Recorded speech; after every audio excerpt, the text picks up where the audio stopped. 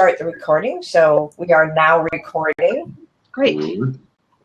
So last time we were talking about the target market, and I want us to just go over that a little bit more, and then we have a couple other topics I want to get to. So Wendy, I'm going to let you lead the conversation today. Great. Yeah, we did cover a lot of aspects of finding your target market for authors, and I think this is something that a lot of authors either don't give enough attention to, or don't think is important enough, or just don't want to deal with. But it can really make a difference in your sales. And as business people, you have to, as an author, you have to start thinking of yourself as a business person. And so if you think of another kind of business, every business has to find the audience who wants what they want. And I'm just to kind of use an analogy that I've used before. I used to be in wholesale and retail in the giftware market, and my wholesale company, I sold paper products with my own artwork on them, and I would do, the big trade shows, the gift shows where the buyers from retail stores would come to shop. And when I first began, I found people would walk by, and I think, well, why don't you come into my booth? Because what I have is really great. I think you'll love it. And people just glance and walk by. And then I moved into retail, and I was one of those people walking by. And it really became clear to me what target marketing is really about, because I would walk by booths, I would just give them the glance and go, that'll never work for me, because I was working, my store was a small cheese store on a dairy farm, and we sold gift and farm related things. So there was no way I was going to put in sweatshirts with grizzly bears or tiny lanterns or anything like that. This was not a fit. And so if you take that kind of information and go, okay, who are the people who are a fit for what I am doing? Those are the people that you want to appeal to, that you want to attract, and that you want to connect with. Because there's no point for example, a romance author to think, well, everybody's my audience. Well, hello, a 60-year-old guy who likes, shoot 'em up police dramas is probably not going to be sweet romance. So, everybody is not your market. There's a specific group who is your market. And the trick is to define that carefully and specifically. So I know that you others have some comments on that, so I'll just take it. I do just want to make a comment on how would that affect, and this is more like an open conversation, you think that would affect how you write as well? Like the actual layout, the character development, like where you allow them to veer off to as characters unfold and create their own identities. You almost, like, in a way, not necessarily fence them in, but kind of give them somewhat of a boundary to stay, this is the tact, because this is my mark, this is the reader. If I go off here, that's how a lot of books get scattered, or the writers like wonder, well, this is such a great book, why don't people like it? Well, you're not knowing who is going to like it, I guess. Does that make sense? Well, yeah, focusing the writing, yeah, for sure. Yeah. And if you're thinking about your target audience as you're writing, that will affect how you write. Yeah. What if you understand what will appeal to that audience? And here's a good example. Males and females think and react very differently, and you can write a book that is, say, a police procedural kind of mystery from a female perspective or a male perspective. And, that doesn't mean that a woman can't write it in a male way or the other way around. But if you understand who the audience is, you're going to use different language and different character traits and different ways that your character will react to situations based on that. But you have to be really aware of it. Yeah, I think that goes for everything right from the cover of the book, right? I mean, every aspect of it. So the more clear you can get on who that ideal reader is, then that's when you can start to build out everything from there. and make sure it's all in alignment, so that when someone picks it up, when they open up and start to then read it, it's in alignment with what they expected to get. That's more likelihood they'll continue past the first chapter, right? Yeah, and the gentleman that we spoke with last week, Miles Knapp, made a really good point about that. He said when he started writing his thrillers, he just looked at who else was writing in that market, looked at how they were doing things, and basically just followed that pattern. It doesn't mean you're copying, but it's a real awareness of what's happening in that genre, in that market, and what's appealing to the reader. So if you're writing in a genre that's already known to be really popular or whatever, you can look at what else is in that and see how they're designing things, how read their books, see, because they've already found an audience that they're appealing to. So that's a really great way to, it's just a tactic that you can use, and it's a great way to start. I think that's amazing. You just reminded me of the marketer's mantra, is to find out what the market is actually responding to already, what's working, what's making money.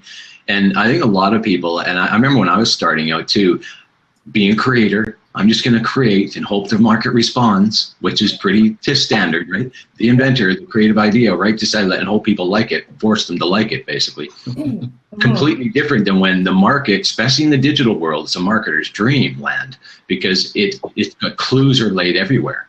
It's exactly what worked for this person, the exact formula they used. Yeah. So not only is it not copying, it's just genius to pay attention to what's already going to save you a ton of time and money. If you want to go out and do it yourself, it's going to cost you, well, an inordinate amount of money and time for sure, because you have to coordinate the entire marketing plan, identify the market, go through all that, or look at someone, model someone who's already done what you're doing, just like Miles did. Just brilliant, accelerated like twofold. It's really important for sure. I just basically follow them around. It's like shadowing almost. Yes. You know, and I've taught art classes too, and people everybody wants to be original, but one of the things that I've always told artists when I've been teaching and training is find somebody whose work you love and copy their style. Not copy their work, but copy their style. Because if you love it, it's also your style. And it's an easy way to learn techniques about, and it works with writing as well. If you look at the style, as we were just talking about, what appeals to that audience, you can actually drill it down to how long are the sentences? How long are the paragraphs? What kind of verbs are being used? What kind of adjectives? Are they using adjectives? How do they structure the action and the more passive parts of the story, the scene and sequel kind of stuff, and look at how the genre is working, because if Preston and Childs, for example, who write thrillers, already have a huge audience, you can just study their work and Smart. And use it. So one of the things is a strategy. So here's a real life strategy that people on the call can use is, for example, you pick your niche, you go to Amazon, you niche down through the categories to the exact niche that you want, and look at the top sellers in there. And right there can start to tell you the type of images, the type of headlines, the titles, even the description. That because those, if they're top sellers, then they hit the market, whether they did it intentionally or they came across it by luck and chance. They hit it because that's why they're getting bestsellers, right? So to take that and then, like you said, the marketing industry. We call it, we swipe and deploy. So we swipe the idea and we transform it to your own target and your own message, and then you deploy it as your own content. So you use it as a guideline, and you let someone else's success trail make it easier for you. Yeah. And why reinvent the wheel? Absolutely. And what I always try to keep in mind when I'm doing anything in business and as an author is, what's the shortest walk to the bank? Am I in this just to appease my own ego and prove that I can finish a book? No, I want to make a living here. Yeah. So if I go, okay, what's the shortest walk to the bank for me? then I'm going to look at, okay, where is my audience, and how can I best appeal to them, and you know, that's something that is really important to keep in mind as an author / person in business. But you mentioned it at the start of your conversation about you're an author, but you got to treat it like a business. I remember an interview with Barry Spilchek about that. Says that was one of the biggest things he said, is that authors need to look at what they do as a business. Yep. It's the business. The only way you can step outside of your creative mind as a writer and actually translate that into dollars. Because if you stay inside writer mode, it's very difficult to shift gears and respond to the market, because it's centrifugal. You're just looking out instead of above. Oh yeah, there's my book. Here's who likes it. There's the market's response, and how to alter to what the market's actually asking for, rather than what you're hoping the market will respond to. That's right. Yeah, exactly. And just one thing, like I took my granddaughter to an art school for when she graduates, and one of the biggest things they said when they go through the art program, doesn't matter whether it's filmmaking or design or anything to that effect, what they had to do was learn all about the business aspect of their art. And they actually dedicated about 20% of their curriculum to developing the business for the art. And writers are no different, because they were screenwriters there, photographers. They had a photography course, of course, and how to network, how to be good at social media, how to connect with your audience, how to form the relationships, and knowing exactly who's going to buy what you have to offer, and getting those relationships put together with them. That's That's a really good point. I'm part of a writers group here locally, and I'm actually one of the leaders of the group. And the other person and I have been putting together a schedule. And one of the things that I said, you just go ahead and talk. I missed the last meeting, so she talk to the group, decide what we want to do for the next coming up months. And one of them, she sent it to me. One of them was marketing. Yuck. And I said, okay, I like all the other subjects, but we need to change that one. Marketing can be fun. And I find this a lot with authors. It's like, I hate selling. They come into it with, I hate selling, I hate marketing, without realizing that we sell and market all the time. And here's an example of that. Go see a good movie. Do you tell your friends, that's a great movie, you should see it? You have just become a salesperson and a marketer. Yeah. So you have to get over that mindset of, this is going to be awful. I'm going to hate this, because really it's about building relationships. If you hate having relationships, well, nobody does. I would say you're going to end up writing for yourself. And that's harsh for some authors to hear, but the reality is, if you're not going to step outside of your bubble and get into marketing, you can might as well just look at writing as a hobby and enjoy it. And in all fairness, too, I think that a lot of authors, because again, Wendy, you started off, the creative type and then the thinker type. They think that they're only in the creative type. They think that that's all they are. And granted, they may be a little bit more tilted that way. If they feel that it's too out of their comfort zone to do the other marketing pieces, they got to find strategies that make it simple and easy for them to do, or they got to search out people that know what they're doing and have them help them and guide them, and let that part be handled by them, so they can focus on their craft. Good point. Yeah, and the other thing too is that with regard to marketing, a lot of people feel afraid of it because they don't know what to do. Exactly. So it's like, I don't know how to move forward. I don't know where to go for information. I don't know who can help me, and I don't want to feel stupid. And it's overwhelming out there. It's overwhelming. There's so much now, right? There's so much, and you don't know what really applies to you. But people pull back when they're afraid they're going to look stupid. Exactly. So, one of the things that I'm really proud of that we've done with Author Success Guild is that we've made it really simple for people who hardly know how to use the computer. Yeah. You know, all our programs are designed for the creative types who don't get marketing or who don't have any background in sales or who don't know what to do on social media. And, you know, I'm just really proud of that, because there are lots of people, and I've worked with lots of authors who just go, oh, don't make me go there. Yeah. And you can say, hey, we're making it super easy for you, and you're going to feel smart after every one of our little teaching segments. You're going to go, oh, aha, that was easy. It isn't hard. It's just a matter of knowing where to go, finding the information that you want, and using it. It's like not rocket. And then getting little wins along the way, right? You know, I think that's it. Is once they start to build up that, because there's so much in the creative, I want to write instead of I want to do the other thing.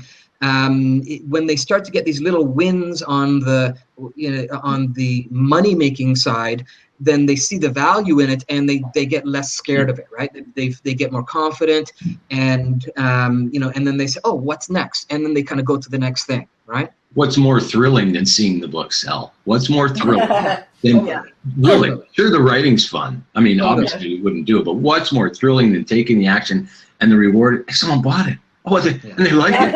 It's exciting. Yeah, it's just, you know, like Wendy's got her 2 books back there, and I've got a couple back here. But the first thing that really excited me, a physical book. Oh yeah.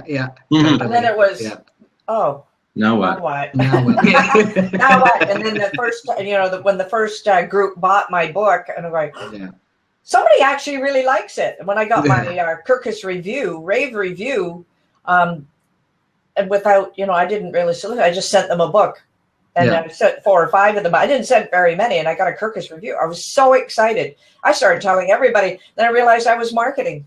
You became a pretty good salesman, right? I became I was so excited, and it's the excitement and the passion about what you're writing about that pushes you towards the marketing. When you get into the details, that's where it starts to get a little scary. So, having these little places to go and just learning a little bit and mastering that, and then going on and getting the next one, and then finding out which one works best for you. I mean, that's the thing. But you definitely have to know who the heck is reading my book. Who really cares?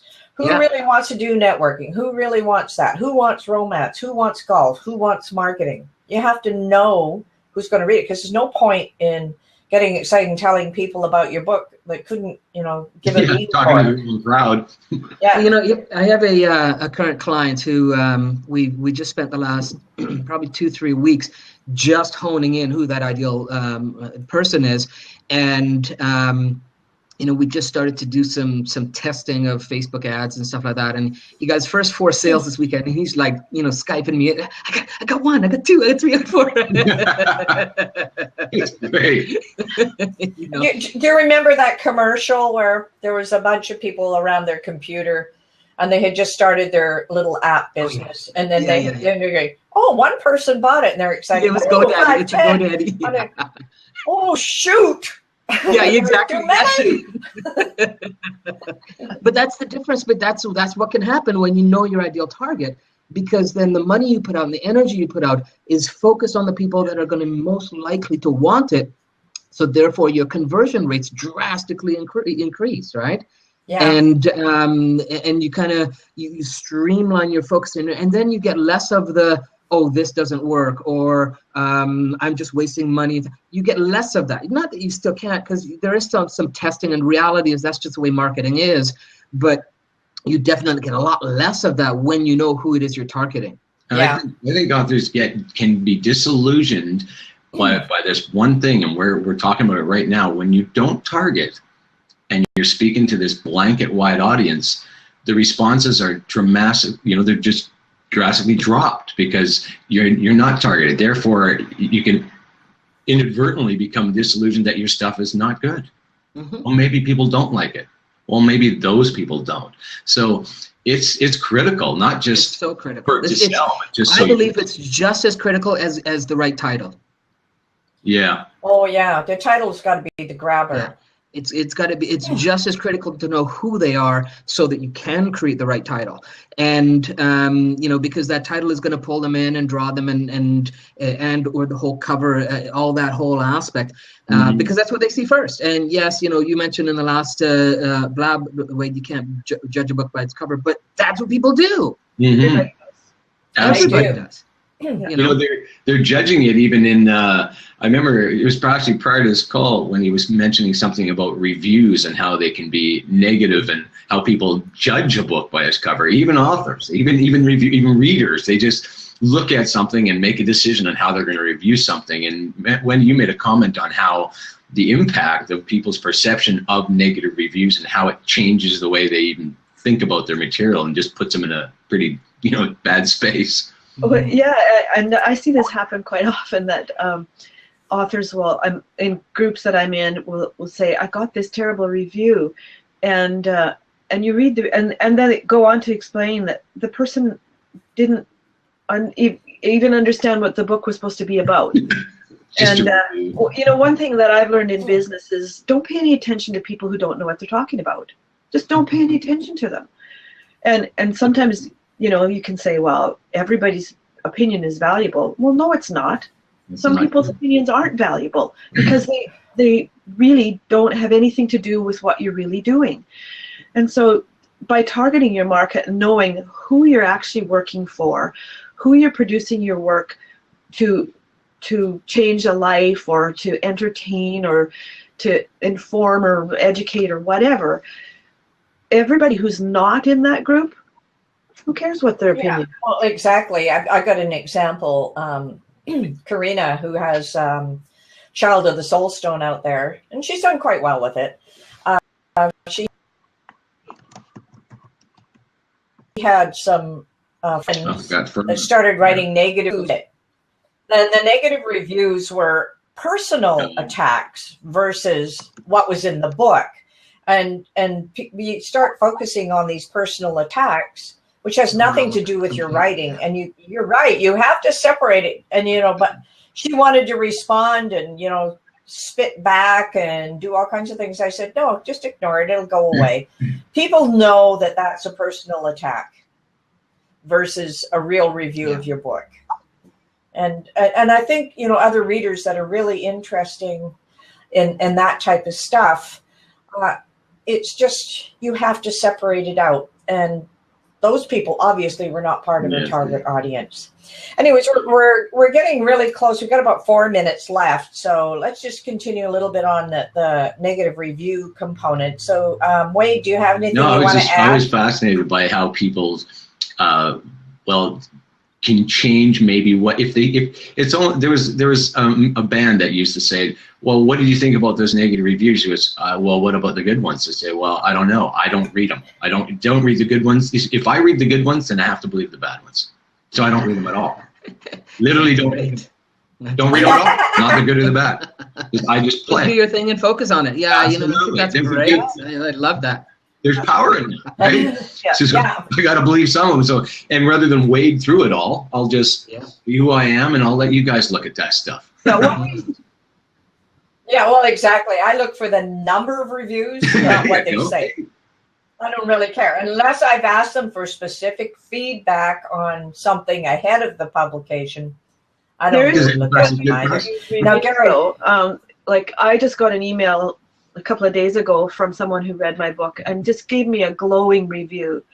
And I said, could you please put that on social media, put it on Amazon or whatever, because it helps me.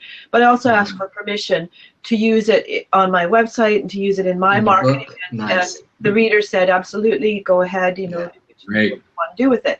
So there is a good reason to read reviews when you get them that way, because they're very valuable. But if it had gone the other way, well, I'd just go, okay, well, this is not going to ruin my day or anything. It's just somebody's opinion, and that opinion, doesn't matter to me. Yeah, in the digital world, you pretty well have to focus on something. You might as well focus on the good ones. So those are the ones that are serving me. That's what I'm going to focus on. They're my market.